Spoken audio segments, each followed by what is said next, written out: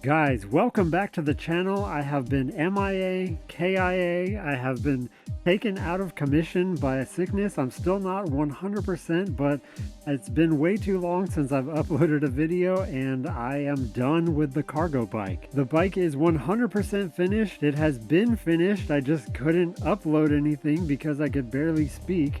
And I am super happy with how it came out. I love all the 3D printed parts that I made. I love how it's an amalgamation of chopping up a shopping cart and stuffing it with a frame I found in the dumpster. Anyway, I think it's pretty cool. I hope that you guys do too. We're gonna take it out on the road, give it a top speed run. I'm gonna talk about it some more, but in the meantime, here's just a bunch of glamour shots to show off all the details.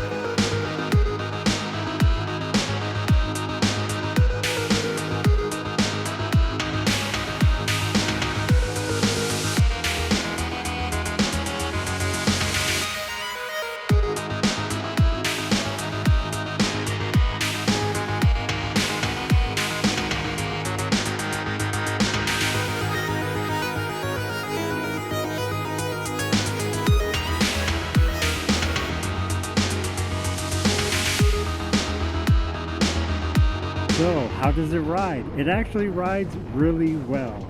That is given that it's only, and I put that in air quotes, a 1000 watt kit, so it's not going to be busting any speed barriers. And I have made a ton of different very high powered bikes, and this is one of the slowest bikes I've ever made. It does top out at 27 miles per hour, which is plenty fast for a bicycle, especially one that's more designed to just carry stuff as opposed to blasting around and going super fast. Normally, I'm a person that really enjoys a full suspension on my bike just because it makes things so much more comfortable. However, this is a cruiser bike, and cruiser bikes are among my favorite type of bike frame. Cruiser bikes do not get a lot of love, especially in e-bike form, and I don't really know why that is, other than maybe they don't look as cool as, say, a downhill bike or a mountain bike or any other kind of bike. But I personally really enjoy cruiser bikes. The seating position is the most comfortable. You get these really cool swept up handlebars that it's the most comfortable bike frame, at least for me. They are a perfect bike frame for doing something like a cargo bike because you can just cruise around in the city. Everything's going to be very comfortable. You don't need a full suspension because this seat that I have made is super comfortable and super squishy and takes up a lot of the bumps that you're going to feel. 1000 watts is plenty of power to get around. I'm super happy with it. I don't really think I need any more power, especially for this type of bike. Do I like going fast when I need to? Sure, but is 27 plenty fast for me? It definitely is. I haven't done an official range test, however, I have gone on some very long rides over 2 hours and I still had about half the energy left in the pack, so this bike could definitely go far, especially if you're helping with pedaling. I know one of you guys are yelling at the screen going, "That's not a cargo bike, just because you have a front rack and a rear rack, that doesn't make it a cargo bike," and you're right. But this is a cargo bike, and this is the piece de resistance, the coup de grace, if you will. This is the final amalgamation, which is adding the cargo bins to the cargo bike, because I designed these very cool modular pieces that can be easily added or removed if you so desire. The front bin, super easy. Just drop it down, slot that 3D printed dovetail into the accepting part in the front. Then you just grab 2 bolts and slide them in through the specific 3D printed washers that I made, and you can just hand tighten it, and it's more than sturdy and nothing rattles. It is very, very secure. The minimal amount of fasteners are stored in the bins when they're not on the bike, which is also very convenient. All it takes for the front bin is just those 2 mounts, finger tight, and then the whole entire bike can be picked up just by the bin. It's that sturdy. The bins are lockable, however, they are still very easy to remove, so if you wanted to make this more secure, I would just do a much stronger and more permanent mounting situation. However, for my use case, I want to make these easily removable. The rear bins also have a modular design, and I am using 2 of these rails that I built, and you just assemble them by installing 2 screws in the front and 2 screws in the rear, and that's all you have to do to mount the bins, and then just drop the bins down on top of the rails. It is super easy and very easy to install and remove.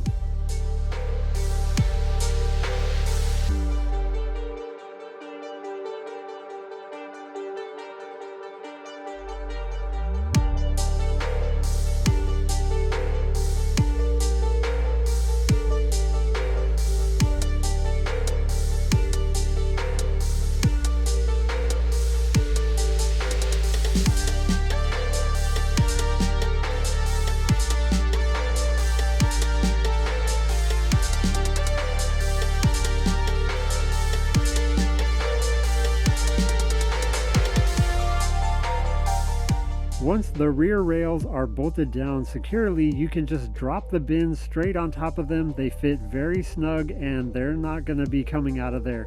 The only way that you could have this come out is if you basically crash the bike, because I have gone over some really big bumps, speed bumps. It doesn't matter, they barely move at all, and the press fit is very snug. If you wanted the bins mounted even more securely, I left the top of the rails open, so all I'd have to do is weld a nut to the top of that and then screw down from the top, and then those bins would definitely not be going anywhere. However, That is overkill for my use case, so I just left it like this, and it has proved to be extremely secure. Even though this rear rack is very simple and minimal, these bins can handle a lot of weight. I approximate you could hold 100 pounds per side, and it might even be more. The failure point is going to be the bins themselves. They are going to fall out the bottom, or something horrible is going to happen to them before that steel is going to bend. This bike can handle way more cargo than I would ever feel comfortable riding with, so I am super happy with how that came out. There were only a couple things that gave me some trouble with this bike, and a lot of that was just my own lack of experience. I installed some disc brakes to a bike that never had them before, so figuring that out was a little bit more challenging, but now that I've done it, I don't think it would be as hard to replicate it or do it on another bike. I did go overboard with the 3D printing, and that was all my own doing as well, but I did have fun, and I am getting a lot better at the 3D modeling software, and I hope to make a lot more 3D printed parts for more of my builds in the future. With all that being said, and don't get me wrong, because I really like this bike, it does everything that I wanted it to do. The build itself was pretty straightforward, and aside from all the creative designs that I have installed and implanted into this bike, it went together very smoothly. But I do consider this build to be a failure, not because it doesn't look cool or it doesn't do the things that I wanted it to do, but mostly because this build turned out to be something that I didn't set out to design in the first place, and I kind of have a problem doing that. I built this bike with the intention of my grocery getter slash just get around town kind of bike, where it wasn't going to look nice, it wasn't supposed to be all that flashy or cool looking or desirable to be stolen. I literally found this frame in the garbage, and it wasn't that great of a frame. It had some dings and dents, and even though it was an aluminum frame and it wasn't even that much of an entry-level frame, it's kind of mid-tier, it was a nice frame, but it was just in the trash, and I was going to use this as my personal kind of beater trash bike, and that didn't really happen. I went way overboard. This was supposed to be something where I just threw things together, used some duct tape and screws, and make a cargo bike that didn't really cost much, and it was supposed to be done in a weekend or two, but this turned into something that took me months to build with way too much design and thought process going into. I made it look way too nice. I painted it. Everything has accented colors that all fit together, and it just blew up beyond the scope of what it was supposed to be, and for that, I consider it a failure. Originally, I was just going to buy an aluminum rack for the rear off of Amazon for like 30 or 40 bucks and call it a day, but then I figured that's just too easy, you know, like anybody could do that, but I think this is different. This is definitely unique. I like the industrial look of the bins. I think it goes with the rest of the industrial kind of 3D printed parts that I made for the bike.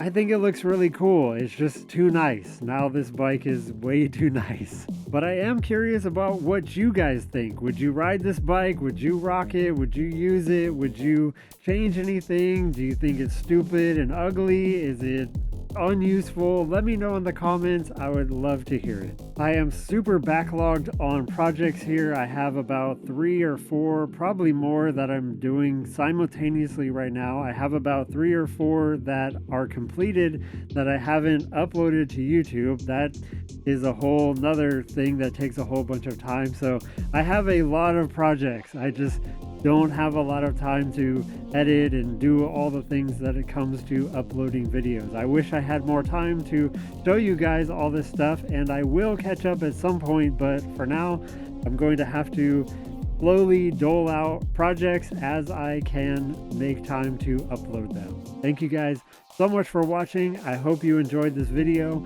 I hope you enjoy all my videos. I really appreciate you guys watching all the way to the end. I know some of my videos are super long, but I really appreciate you guys.